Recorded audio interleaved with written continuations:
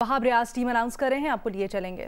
फ़खर ज़मान, Sam Ayub, Iftikhar Ahmad, Mohammad नवाज़, Ibrar Ahmad, Usama Mir, Haris Rauf, Wasim junior, ज़मान ख़ान, आमिर जमाल, आज़म ख़ान, अब्बास आफरीदी, साहिबज़ादा फ़रहान और हसीबुल्लाह ख़ान। तो ये 17 लोग हैं जो पाकिस्तान को T20 स्क्वाड में जाएंगे और पाकिस्तान को रिप्रेजेंट करेंगे। शादाब ख़ान पे अपडेट ये है कि Shadab Khan is a very important member of Pakistan T20 cricket and he is a white ball specialist. Unfortunately season खेलते हुए उनको जो है वो इंजरी हुई थी, उनका एंकल ट्विस्ट हुआ था, जिसकी वजह से अभी भी उनको 2 वीक्स लगेंगे रीहैब कंप्लीट करने के लिए और उसके बाद जो है वो 2 वीक्स के बाद अवेलेबल होंगे बॉलिंग के लिए। सो शादाब इस टूर पे नहीं जा रहे। मोहम्मद हारिस जो है उनको भी हमने रेस्ट करवाया है इस सीरीज़ में, क्योंकि कुछ परफॉर्मर्स थे जो फर्स्ट क्लास के थे। हमने देखा कि हारिस की क्या कैपेबिलिटी है और गोइंग फॉरवर्ड क्योंकि हारिस हमारे प्लान का हिस्सा है, सो हम चाहते हैं कि हम लोग जो अपना पूल ऑफ प्लेयर्स है उसको थोड़ा और वसी करें, जिसकी वजह से हम लोगों ने हारिस को इस टूर पे जो है वो रेस्ट दिया है। उसके अलावा आई होप कि ये लड़के जो हैं ये जाके परफॉर्म करें, और अब आप लोगों के जो सवाल हैं उनका मैं फिर उस तरीके से जवाब देता रहूँगा।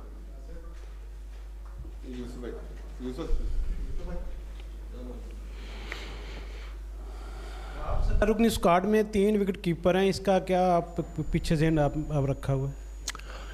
देखें, जब भी आप टीम पिक करते हैं और आप ये देखते हैं कि क्या चीज़ जो है वो टीम के लिए बेहतर है, हमारे जितने भी ये तीनों बैट्समैन हैं, तीनों जो विकेट कीपर बैट्समैन हैं, they are the best performers domestic cricket में भी और इंटरनेशनल में भी जो रिजवान खेले हैं।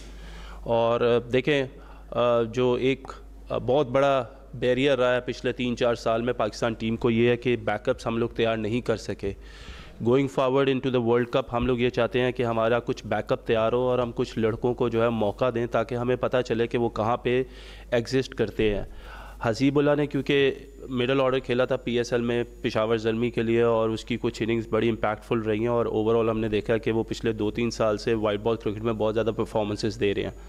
तो हमारा ये था कि हम लोगों को कहीं ना कहीं, क्योंकि वो हसीब भी ओपन करते हैं डोमेस्टिक में, लेकिन हमें कहीं ना कहीं टीम एडजस्टमेंट के लिए अपना 4 नंबर से 7 नंबर तक अपने प्लेयर्स को जो है वो हमें डेवलप करना है, जो कि एक बहुत बड़ा पीछे हमारे लिए मुश्किल रही है।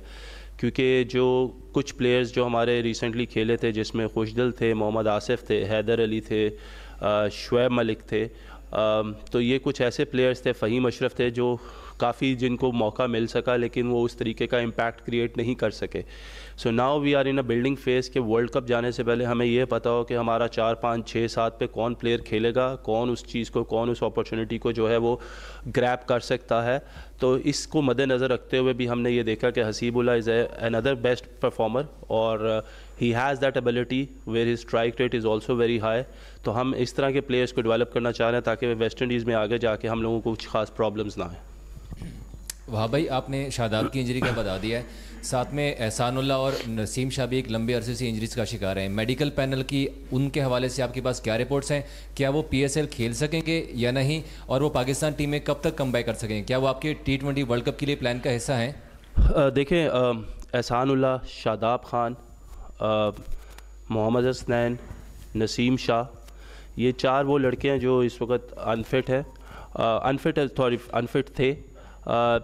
हसनैन, अच्छी खबर यह है कि हसनैन और नसीम ने जो है वो रिकवर किया है और इस वक्त नसीम जो है वो क्रिकेट एकेडमी में जो है अपना जो रीहैब है उसको प्रोसेस करें और होपफुली वो PSL तक, बिकॉज हम उन पे कुछ ज़्यादा लोड नहीं करना चाह रहे, तो PSL तक ही will be available for his Islamabad United. Same as Mohammad Hasnain, वो भी अभी फ़िट होके वापस आए हैं और उनको भी अब हम लोगों ने एकेडमी में जो है हम उनको बुला रहे हैं ताकि हम उनको भी असेस कर सकें, क्योंकि गोइंग फॉरवर्ड ये हमारे एसेट्स हैं।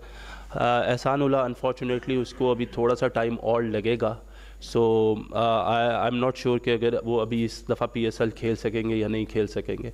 लेकिन शादाब भी हमारे लिए, जिस तरह मैंने कहा, is a very important player to us. तो उनका भी, क्योंकि ये जो एंकल की इंजरी हुई है उसके बाद वो भी एकेडमी आ रहे हैं, तो और वहाँ पे उनको रिहैब भी करवाया जाएगा। उनके साथ अरशद इकबाल भी हैं।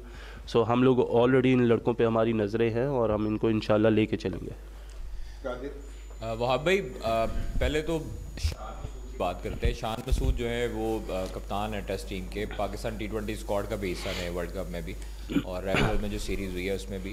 तो उनको ड्रॉप करने की क्या वजह है? और दूसरा, आज़म खान जो है उन पर तनकीद होती रही है माजी में, उनकी शमूलियत हुई है, तो उनकी फ़िटनेस के हवाले से क्या कहते हैं? लेकिन मिडल ऑर्डर में दूसरी तरफ देखा जाए तो कोई स्पेस बाकी नहीं रहती। अभी कोई प्लेयर ऐसा नहीं था आज़म खान के अलावा जिन्होंने नेशनल T20 में परफॉर्मेंस दी, लीग्स में परफॉर्मेंस दी। तो इस हवाले से क्या कहते हैं? देखिए, आज़म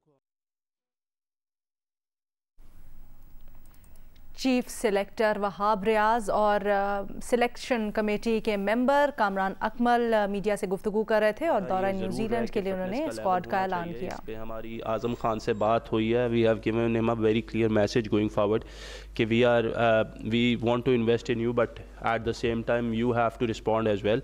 और ऑब्वियसली आप किसी से ये बिल्कुल नहीं एक्सपेक्ट कर सकते कि 10 दिनों में वो अपना 10-15 kg नीचे गिरा लेगा, बट देयर इज़ अ वे। अभी आज़म जो है वो जाएंगे टीम के साथ, और उसके बाद क्योंकि वी हैव सीन के PSL में, डोमेस्टिक में और ऑल ओवर द लीग्स उनकी जो परफॉर्मेंसेज रही हैं, he is a very impact player. और नंबर 6 पे जिस तरह हमने कहा कि हम सब, क्योंकि हम लोगों ने सबको ट्राई कर लिया हुआ है मोस्टली, तो हम लोग चाहते हैं कि हम आज़म को जो है वो एक चांस दें, एक मौका दें। And when he will B come back, तो उनकी जो फिटनेस गोल्स हैं उनको भी हम लोग खुद मैयर भी करेंगे, और इस सीरीज़ के बाद जो भी टाइम मिलेगा उस पर वो हम उनको एकेडमी भी बुलाएंगे। And he is already working hard in Karachi, और कम्युनिकेशन जो है वो बड़ी क्लियर है उसके साथ। तो इंशाल्लाह वो जो है वो उसमें भी आपको बेहतरी नज़र आएगी। Going forward, Shan Masood was also one of the probables जिनका हम लोगों ने जिस पे डिस्कशन हुई थी। शान को हमने देखा है, हमें पता है शान की क्या कैपेबिलिटी है, क्या कैपेसिटी है, बट गोइंग फॉरवर्ड क्योंकि हमने कहा कि हमारे पास टाइम बहुत मिनिमम है, उसमें हम हर लड़के को मौका नहीं दे सकते, इसलिए शान को फ़िलहाल इस सीरीज़ के लिए हम लोगों ने कंसिडर नहीं किया। लेकिन अगर हमें उसकी ज़रूरत पड़ी एंड वी फील कि अगर वो गैप कोई फिल नहीं कर रहा, तो आप हो सकता है शान को इस टीम का हिस्सा देखें। वाह भाई, बहुत से यंगस्टर पहली मरतबा इसमें सीरीज़ में नज़र आ रहे हैं। क्या जिस तरह भारत अपनी बी टीम तैयार कर रहा है सीनियर के पीछे, क्या उसी का आप लेके चल रहे हैं कि भारत की तर्ज पर हम बैकअप प्लेयर्स का तैयार करें? तो क्या यही एक है? अशर भाई देखिए, मैं ये समझता हूँ कि आपके सीनियर्स प्लेयर्स के साथ आपका यंग टैलेंट होना बहुत ज़रूरी है। आपके कुछ प्लेयर्स ऐसे हैं जो पाकिस्तान को रिप्रेजेंट करते हैं और they are the best players going forward into the competitions. हमें बिल्कुल अपना बैकअप तैयार करना है, जिस तरीके से मैंने पहले कहा ओपनिंग स्टेटमेंट में कि हमारे पास अनफॉर्चुनेटली जितने भी हमने मिडिल ऑर्डर में प्लेयर्स ट्राई किए थे वो अनफॉर्चुनेटली उस तरीके से परफॉर्म नहीं कर सके और उनको बड़े मौके मिले। So now we have to look into the new talent वे वी विल सी कि वो लोग क्या प्रोड्यूस कर सकते हैं। ऐसा नहीं है कि जो इस टीम का हिस्सा नहीं है वो आगे जाते हुए हमारे प्लान का हिस्सा नहीं है। PSL is one of the best competitions in the world, और उसमें अगर कोई परफॉर्म करता है तो we are having our eyes on them. But going forward हमें अपना बैकअप ज़रूर तैयार करना है। हमें पता होना चाहिए कि हमारे लड़के कौन हैं, कौन जो है वो पाकिस्तान को फ़ायदा दे सकते हैं। तो दैट इज़ अनदर रीजंस कि एक तो आपको अपने जो परफॉर्मर्स हैं डोमेस्टिक क्रिकेट के उनको भी प्रमोट करना चाहिए, उनको भी मौका देना चाहिए, और उसके साथ आपके सीनियर प्लेयर्स को भी खेलना बहुत ज़रूरी है।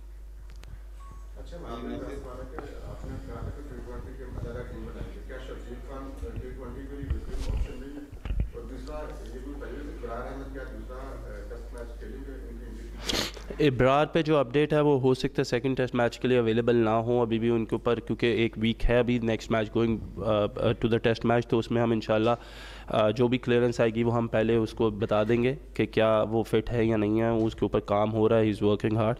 तो होपफुली फिंगर क्रॉस अल्लाह करे कि वो तैयार हो।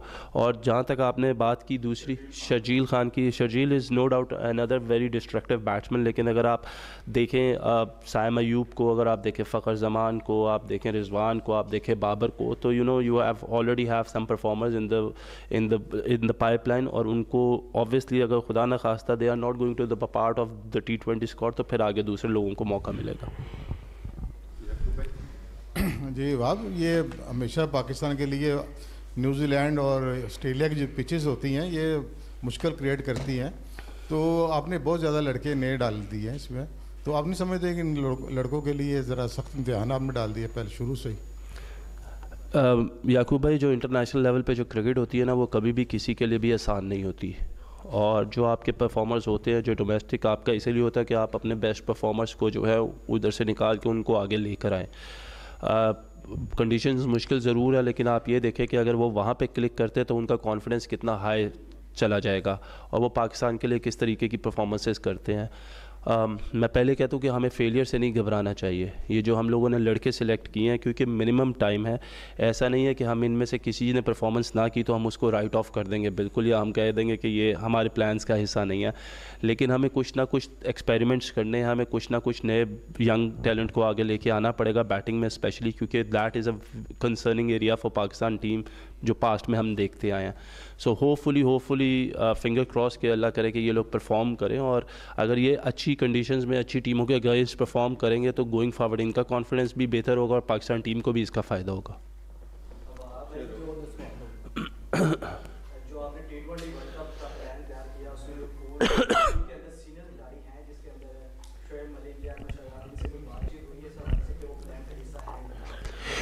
देखें, मैंने जिस तरह कहा कि कोई भी प्लेयर राइट ऑफ नहीं है।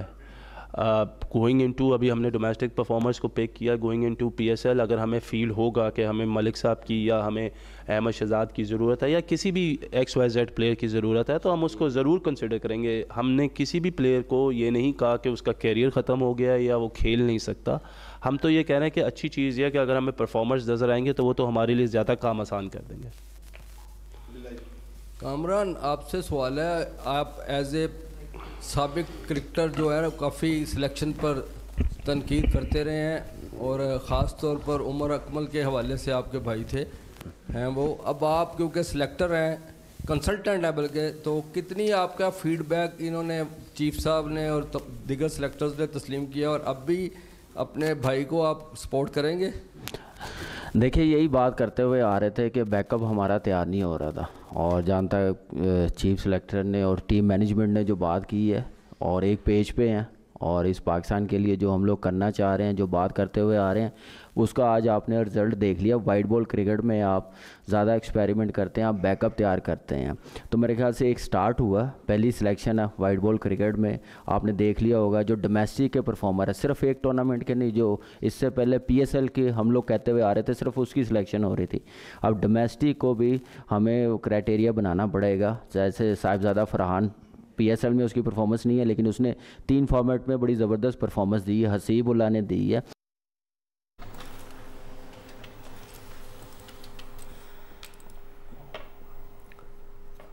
इस्लामाबाद हाईकोर्ट ने पंजाब, सिंध और KP की कौमी और सूबाई असम्बलीज़ की हल्काबंदियों के खिलाफ दरखास्तों पर फैसला महफूज कर दिया है। मुनासिब हुक्मनामा जारी करेंगे जो मुस्तकबिल में भी काम आए, जस्टिस अरबाब मोहम्मद ताहिर ने कहा। आज की समाअत का अहवाल जानते हैं हमारे नुमाइंदे अवैस यूसुफजई से। अवैस, आगाह कीजिएगा।